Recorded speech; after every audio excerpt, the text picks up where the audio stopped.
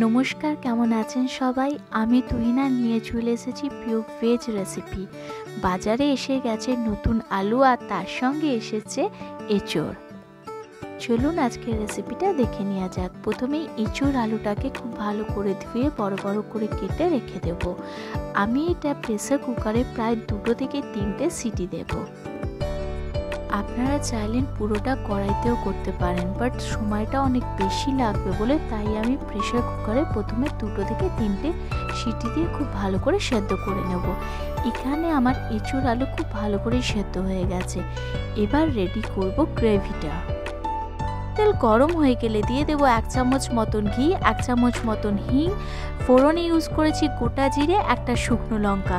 Regular মশলার মধ্যে হলুদ গুঁড়ো, জিরে গুঁড়ো, ধনে গুঁড়ো, স্বাদ অনুযায়ী নুন আর দিয়েছি 1 চামচ মতন আদা বাটা।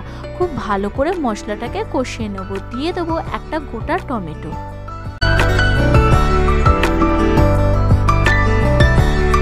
টমেটো নরম হয়ে গেলে দিয়ে দেবো এখানে কুচনো ধনেপাতা, কুচনো কাঁচা লঙ্কা। অল্প গরম জল দিয়ে খুব ভালো করে মশলাটাকে মিশিয়ে নেব।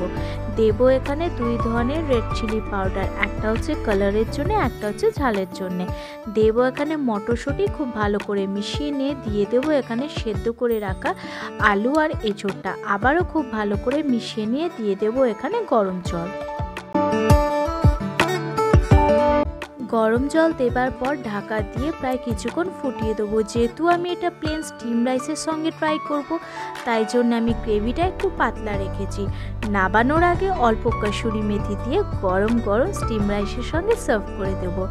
আবারও দেখা হবে একটা নতুন রেসিপি নিয়ে নতুন ব্লগের সঙ্গে। আপনারাও ভালো থাকবেন, সকলকে ভালো রাখবেন।